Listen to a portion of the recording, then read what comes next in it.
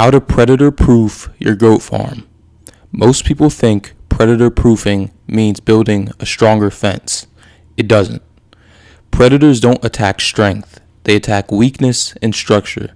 They don't charge in blindly. They observe. They test. They evaluate patterns. And if your farm feels easy, even slightly easy, they come back. Predator-proofing isn't about building something strong once. It's about building something predators don't want to test twice. Most goat losses don't happen because of one dramatic attack. They happen because of small weaknesses stacked together. A sagging fence corner, feed left out overnight, a guardian dog that's too young, a herd that spreads too wide at dusk. Predators are patient. Coyotes especially are analysts. They circle first. They move with the wind. They test reaction speed. They measure response time. They aren't looking for a fight. They're looking for efficiency. If your system allows easy separation, they notice. If your dog reacts late instead of early, they notice. If goats drift without compression, they notice. Predator proofing starts with understanding that nothing on your farm goes unseen. Goats are prey animals. That means their first defense is movement as a group. But most new farms allow loose grazing across large areas. That creates edges, and predators love edges. If goats are scattered across 3 acres, you don't have one herd. You have multiple weak points. Predator proofing begins with compression. Goats should feed within visible range of each other, bed within clustered distance, move as a unit when pressure appears. Loose spacing creates isolation. Isolation creates opportunity. Tight spacing creates confusion for predators. Predators prefer clarity. Don't give them clarity. Fences are not walls. They are friction. A predator does not need your fence to be impossible. It only needs it to be convenient. Woven wire at least 4 feet high, tight bottom line. No sagging tension, no soft soil gaps. No brush touching the fence that creates leverage. Then add 1 electric offset line on the outside if needed. This changes behavior dramatically. A predator shocked once at nose height remembers it, but only if the shock is strong, high voltage. Weak electric fencing teaches predators it's a bluff, and once they learn it's a bluff, they stop respecting it. The fence should not be the only line of defense. It should be the first signal of resistance.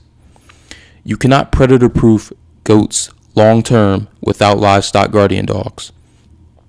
But owning a guardian dog and having a functioning guardian dog are not the same thing.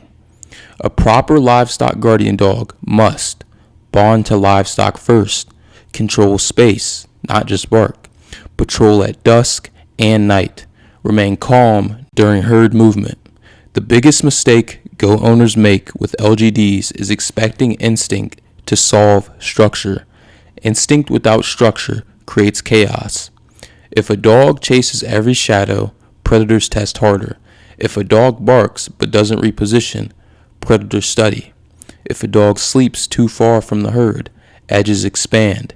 A mature guardian compresses space simply by existing.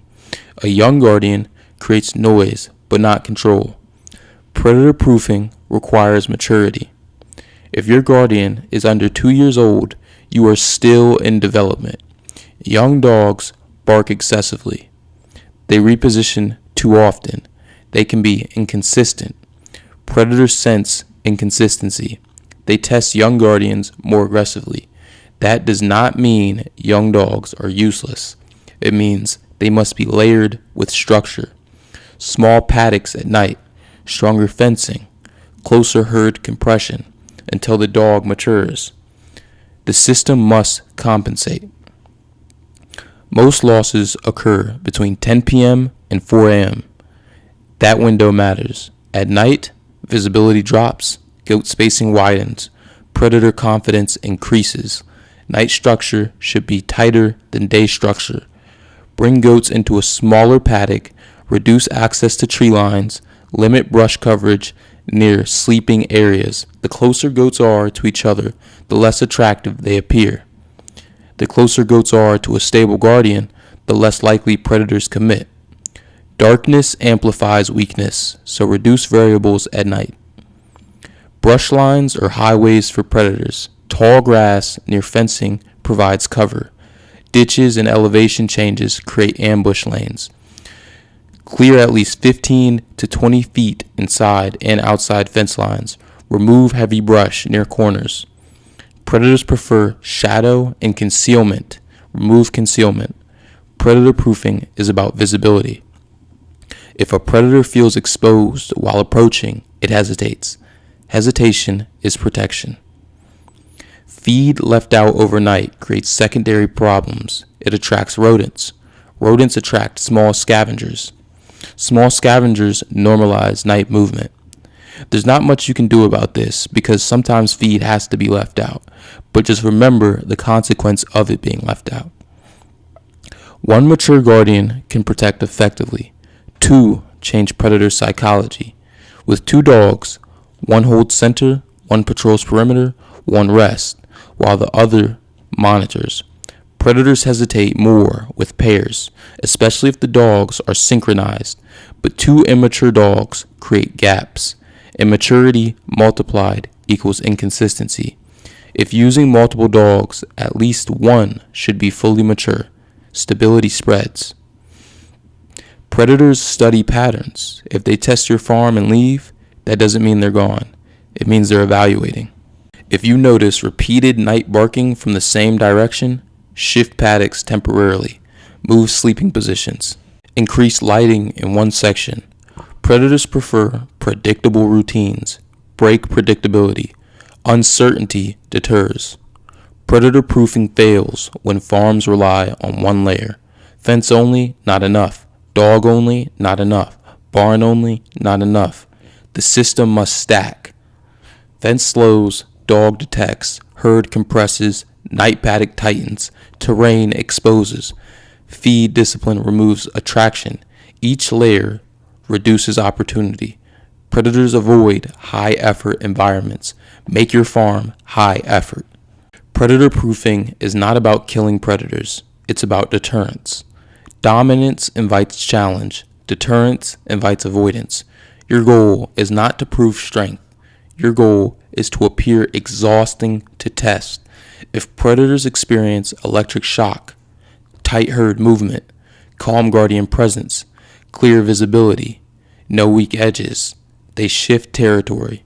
Predators conserve energy. Make your farm inefficient, energy-wise, and then they'll leave. Predators do not choose randomly. They choose based on structure. If goats drift, they test. If dogs react late, they escalate. If fencing fails, they'll exploit. Predator proofing is boring. It is repetitive. It is intentional. And that is exactly why it works. Build the system first. Add goats second. Let the layers protect. Because protection isn't about force. It's about structure. And structure decides whether predators return or not.